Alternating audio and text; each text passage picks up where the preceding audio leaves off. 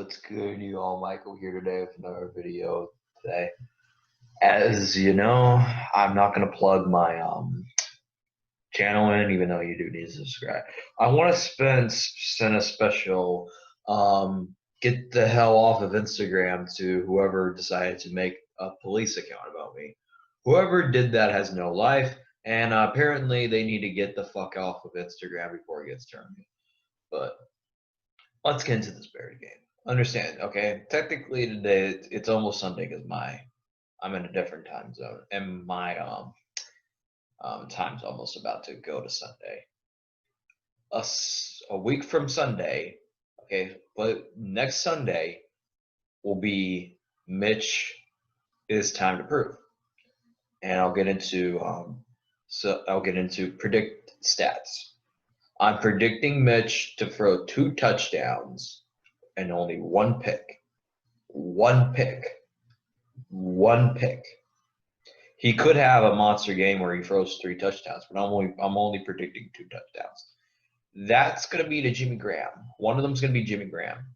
Okay, the first one's gonna be to Jimmy Graham, and the second one probably to Anthony. Actually, no, what? This is a predicament video. I have to say who we go to. Al Robinson will be the second.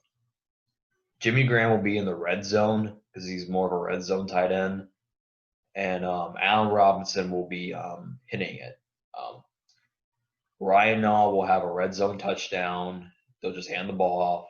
Tariq Cohen will have a receiving day where he has a huge gain because he's more receiving more than a running back. Ryan Nall will have like 300 yards and like 2 touchdowns against the Lions. Mitch will have, like I said, 2 touchdowns and only 1 interception. I'm predicting him to throw for over 100, like at best 200 yards, over 200 yards. That's it. I'll give him that. If he does that and beats the Lions, I'll give him the benefit of the doubt. But if it wouldn't shock me because there's no fans in week 1, so it wouldn't shock me if he throws over 3,000 yards and throws 4 touchdowns against Detroit and no interceptions. It wouldn't shock me though. But this is just my prediction. No worries. I do believe Mitch will have a good game against the Lions. He always has. Mitch has done great against the Lions. He has beaten them even throughout his bad times in Chicago. But I really do hope he breaks out, man. Like, this is his do or die wish. You know, I really would hate to see would hate to see another failed draft pick by Ryan Pace. But even if he does fall on his face, then Nick Foles might save everybody's job. But that's what the media is. We can do no right to the media. The media wants us to just admit we did wrong and cut him. Really, man, like he's set to be an average quarterback in the NFL. He's more of the He's a Marcus Mariota type of quarterback, Mitch Trubisky. I'm being nice and exempting his rookie year because he didn't really start his rookie year. He only came in when Mike Glennon. I don't know why the hell we signed Glennon. When Mike Glennon was sneaking up the joint and we benched him for a rookie. Yeah, Mitch showed potential. I don't really count the rookie season though because he barely didn't have any weapons. His 2018 self, he had a good play caller, good offensive line, good wide receivers, and a confident tight end to throw to, and a confident defense. That defense in 2018 was the best in the league. It was number 1, in my opinion. I mean, prove me wrong. Tell me what defense that you would rather have in 2018 than the Bears. Tell me. And obviously 2019 was a little different, but that was due to poor linemen, terrible run game, terrible play caller, and his wide receivers led the league in drops. But I have a feeling they haven't upgraded. This team is good. This team has a confident culture around it. They have good weapons. You know, they have Allen Robinson. They have Anthony Miller as a second. You know, they have Ted Ginn as a deep threat. They have Jimmy Graham and Cole Clement and Demetrius Harris. This team is a confident quarterback away from a Super Bowl. This team is good enough to win a Super Bowl. It just needs a confident quarterback. It's the same thing with the Minnesota Vikings. They need a confident quarterback, and they might. Matter of fact, Kirk Cousins hasn't looked great since he played on the Redskins. The only time he ever did stuff on the Vikings was get them a playoff win. That's it, and it was a miracle because it was an overtime, and Kyle Rudolph pushed it off. So that was a playoff. At least he kept the 49ers, and at least he kept the Vikings competitive against the 49ers, Packers. But it's the whole thing. If they have a confident quarterback, okay, let's say this. If they have a good offensive line, good weapons, good tight ends, and the quarterback just did nothing with it, then obviously you need to go in a different direction. It's a system that fits the player. Tom Brady has had success because Bill Belichick is the greatest head coach of all time.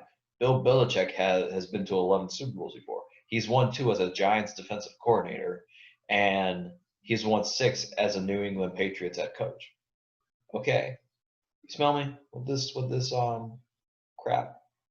Bill Belichick is a good head coach, but I'm not. It's not like I'm comparing Matt Nagy to Bill Belichick. I'm comparing Matt Nagy to Andy Reid. Andy Reid. Let's just say Andy Reid has only been successful on the Kansas City Chiefs.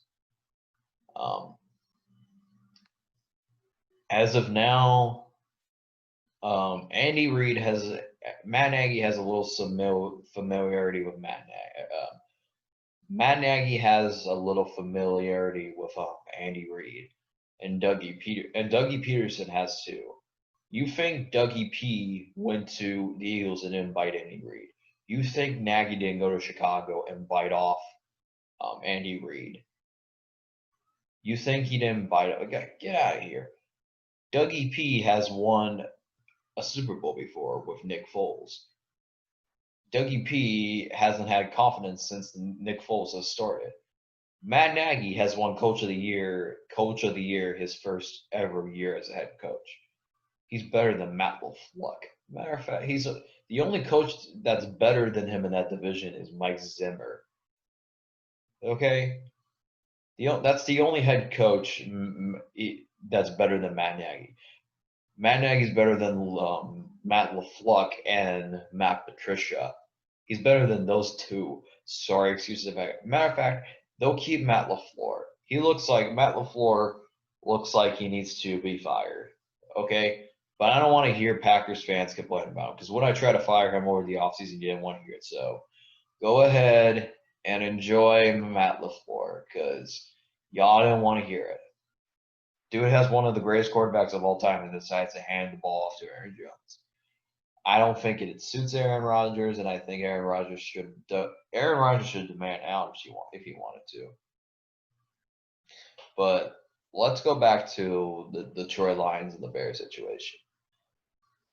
My whole thing is with Mitch, this is his last chance. This is his last chance to prove.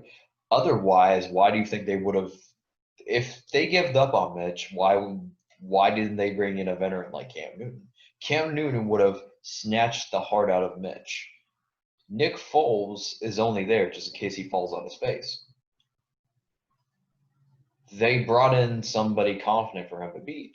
It's not like they wanted to give up on him and bring in Newton and Jameis Winston. Jameis Winston and Cam Newton would have beat Mitch out.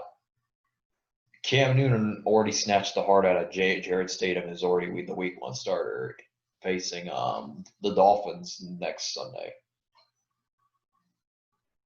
It's like my whole thing is no team wanted to sign Cam, not even the Bears. No one wanted to sign Cam.